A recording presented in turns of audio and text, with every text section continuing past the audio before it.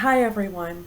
It's been a very long time since I've done a video, about a month, which is getting to be typical for me. I'm sorry that I just can't seem to get the time to do these regularly.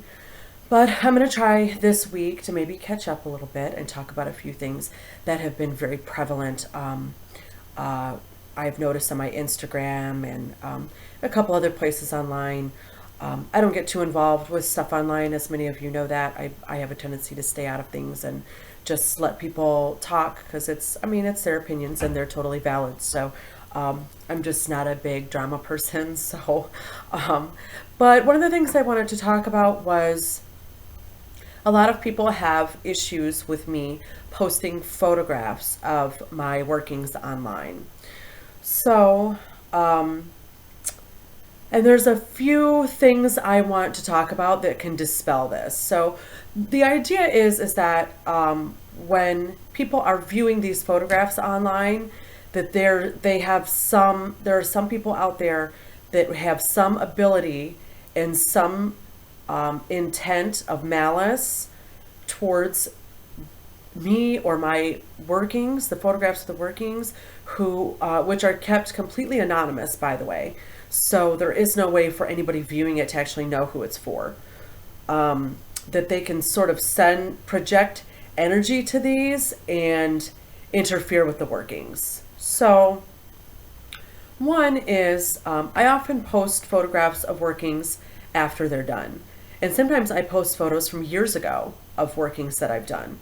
So these people who are supposedly looking at these photographs and sending this sort of harmful intent would need to have the ability to affect things in the past in order for this to be feasible.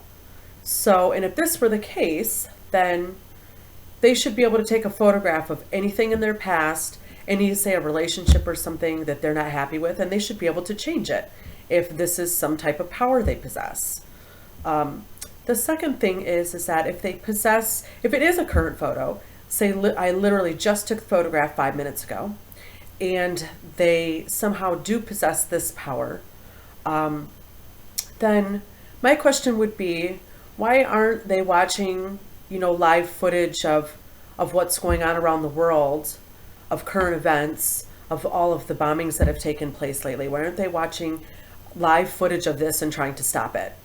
So if they can affect things with their mind by looking at them right then, either from 5 minutes past or in current time, then they should be able to affect the world around them immediately.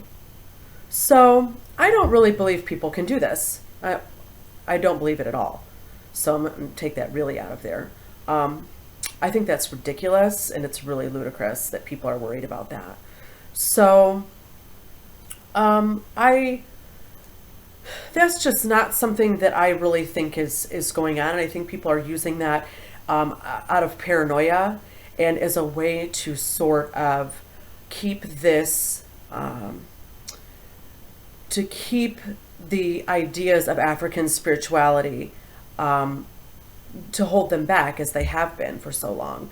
So there is a term for this, Afrohagiophobia, which is a pathological fear and irrational intimidation of African esoteric ideas, ritual, and cultural expressions.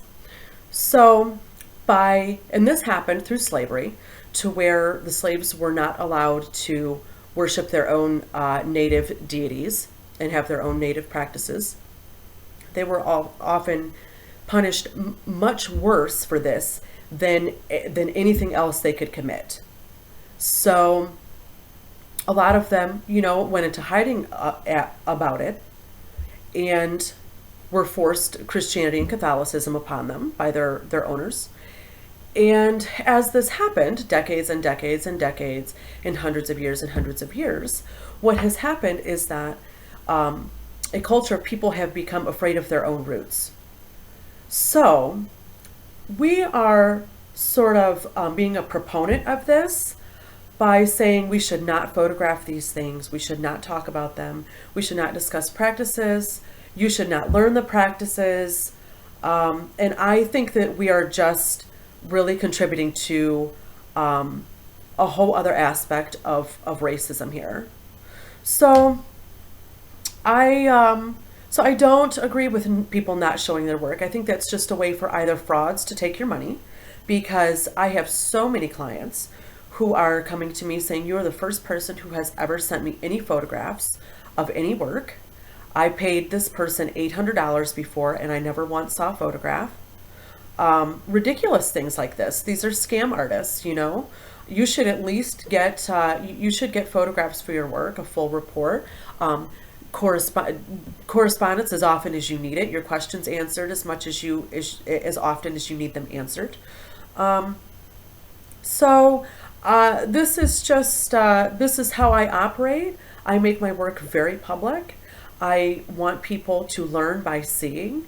If you can imagine, you know, say you went all through high school with people just telling you how things worked, just telling you about biology and just telling you about chemistry and just telling you about the English language or the arts, and you never actually got to see any photographs of this or read anything about it. I mean, it's a pretty ridiculous concept to expect people to learn like this and to expect people to evolve and learn to accept these cultural practices that are such a huge part of the history of our country now here in America. So whether people, you know, want to admit that or not, hoodoo is something that exists solely in America. Of course, there's folk magic traditions all over the world, but hoodoo is specific here, and it comes from our very mixed heritage. Judaism, Christianity, there's Irish influences, of course, American Indian influences, and then all of these, you know, African influences, Haitian, so by making my photographs public of my work, you're able to learn not only on your own from viewing them, but also if you want to get a professional service from somebody who is in my line of work, you sort of have an example to go by. Now, you know, other people's work is not going to look like mine, but at least you have something to go by. And you're also slowly getting, you know, this history and culture and these traditions, you know, you're being exposed to them, which is a very rich part of our American history. And as an American, I think that people should be aware of the esoteric sciences of the African diaspora. So, yeah, so I just wanted to touch on that a little bit, that I don't think that it's possible for people to affect past photographs or current photographs with their mind. And if they can, I certainly hope that they are using this for good and that they are helping out with the, current events and natural disasters around the world at this time and putting their energy towards that instead of putting energy towards my photos on Instagram, because that sounds like a big waste of time to me. So I hope that has explained a little bit about why I feel the need to make my photographs public, to make my work public, and a little bit more about my beliefs and what I'm about, and that education is extremely important to me, and that is a huge, my social media venues are primarily for that. I post a ton of great articles and photographs on my business Facebook page, which is Conjured Cardia, and I'm on Instagram and Twitter, Flickr, Tumblr, all of those. So I try to post really educational stuff on there to try to sort of correct these irrational fears and phobias that a lot of Americans have about these cultural ideas and traditions and beliefs. So yeah, so hopefully I will have time for another video soon. And if you have any ideas for videos you would like me to talk about, I am happy to try to accommodate you. You can comment below on this video with any ideas that you have, and I will try my hardest to come up with something for those. Y'all have a blessed day, and I hope the rest of your week is great too. Bye.